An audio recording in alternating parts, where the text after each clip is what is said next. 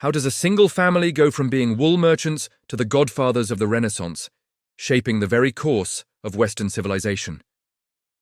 This isn't a fantasy novel, it's the real story of the Medici family, a tale of ambition, innovation, and power that transformed the world. Our story begins in 14th century Florence, a bustling city-state in Italy. The Medici were a respectable family, but far from the top of the food chain. That all changed with one man. Giovanni di Bici de' Medici. He was clever, cautious, and had an eye for an opportunity. While others focused on land and trade, Giovanni saw the future in something else entirely: money itself. In 1397, he founded the Medici Bank. Now, you might think, a bank, what's so special about that? Well, this wasn't just any bank. Giovanni and his successors introduced revolutionary concepts that we still use today. Imagine trying to run a massive business without knowing exactly how much money is coming in and going out. It sounds like chaos, right? The Medici popularized a system called double-entry bookkeeping. For every credit, there was a corresponding debit. It sounds simple, but it brought unprecedented clarity and control to their finances, allowing them to track every florin with pinpoint accuracy. Then there was the problem of moving money. In an age of highway robbers and treacherous seas, carrying large sacks of gold was a risky business. The Medici solved this with letters of credit. A merchant in London could deposit his money at a Medici branch, receive a letter, and then travel to Florence and use that same letter to withdraw his funds. It was like an early form of a debit card, a system built on trust and the Medici's sprawling network of branches across Europe. This innovation didn't just make them rich, it greased the wheels of international commerce, making trade faster, safer, and more efficient than ever before. The Medici Bank became the most respected financial institution in Europe, the engine driving their meteoric rise. But Giovanni's ambition wasn't just about accumulating wealth. He understood that true power wasn't just held, it was built.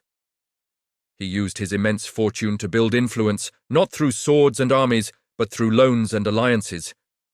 He laid the foundation, but it was his son who would build the palace. Enter Cosimo de' Medici, known to history as Cosimo the Elder. He inherited his father's bank, but he had a different kind of vision. He wanted to rule Florence, but not as a king or a duke. He preferred to be the ultimate power broker, pulling the strings from behind the scenes. Florence was technically a republic, but Cosimo used his wealth to ensure that men loyal to him held all the key government positions. He would pay their debts, arrange strategic marriages for their children, and offer them lucrative business opportunities.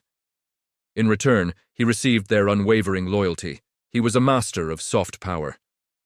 When his rivals, the Albizzi family, finally saw the threat he posed, they managed to have him exiled from Florence. But this was Cosimo's masterstroke. From exile, he simply called in his loans.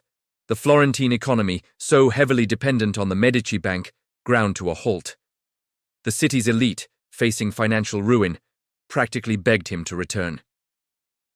A year later, he came back not just as a wealthy banker, but as the undisputed, albeit unofficial, ruler of Florence. His enemies were exiled, and his power was absolute. Cosimo's greatest financial coup, however, was securing the ultimate client, the papacy. The Catholic Church was the largest and wealthiest organization in the Christian world, and managing its vast finances was a monumental task.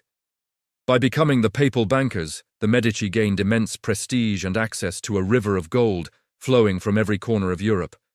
This wasn't just a business relationship, it cemented their influence on an international scale. Popes, cardinals, and kings all owed money to the Medici Bank. They weren't just the bankers of Florence anymore, they were the bankers of Europe. Cosimo ruled for 30 years, establishing a dynasty that would last for centuries. He was so beloved that upon his death, the city of Florence bestowed upon him the title Pater Patriae, Father of the Fatherland. But the Medici's legacy isn't just about banking and politics. It's written in marble, stretched on canvas, and built into the very skyline of Florence. If Cosimo built the Medici's power, it was his grandson who gave it a soul. His name was Lorenzo. Lorenzo de' Medici was different. He was raised not just to be a banker, but a prince. He was a poet, a statesman, a brilliant diplomat and a connoisseur of all things beautiful. He earned the nickname Il Magnifico, Lorenzo the Magnificent, and for good reason. He believed that the family's wealth had a higher purpose, to beautify their city and elevate the human spirit. Under Lorenzo's patronage, Florence became the undisputed epicenter of a cultural explosion we now call the Renaissance. He didn't just buy art, he cultivated genius. He created a sculpture garden near his palace, which effectively became the world's first art school. It was here that a young, temperamental sculptor was discovered carving away at a block of marble. His name was Michelangelo. Lorenzo took the teenager into his own home, treating him like a son, dining with him, and exposing him to the greatest thinkers of the age. He sponsored Sandro Botticelli, commissioning iconic works like Primavera and The Birth of Venus. He supported a young Leonardo da Vinci, recognizing his boundless curiosity. He established libraries, collected ancient manuscripts, and surrounded himself with philosophers and poets. His court was a dazzling hub of creativity and intellectual fervor. For Lorenzo, this wasn't just a hobby, it was a political strategy. By making Florence the most beautiful and culturally advanced city in the world, he cemented his family's prestige and his own legacy.